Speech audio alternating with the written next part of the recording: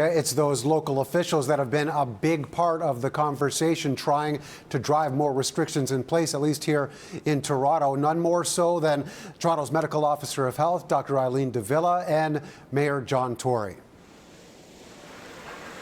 When the province first introduced its new reopening framework, Toronto went above and beyond by extending the ban on indoor dining and fitness classes, for example. But the push for more continued, and now the city seemingly has what it wants at this point and is emphasizing that people need to hunker down and follow these new rules. The alternative to the actions being undertaken today, in my view, would include a broader and much longer period of restriction, which would cause much more economic damage and which would likely end up being implemented due to far worse health conditions than even exist today. We just don't want to go there. We don't want to go down that road. That is what will happen if we don't act now.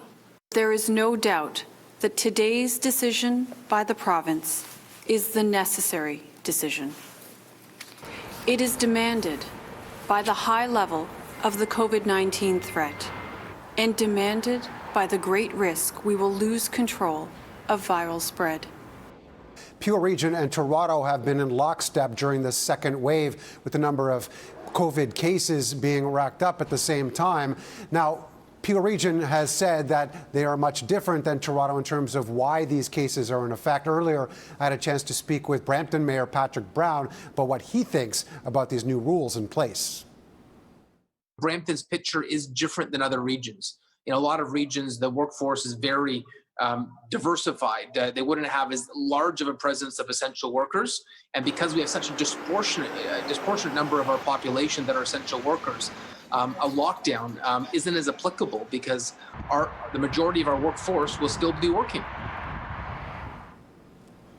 In the last hour, I also had a chance to speak with Mississauga Mayor Bonnie Crombie, and while she agrees with the new restrictions and the lockdown being put in place, she originally thought, and still does, believe that the region should be much larger.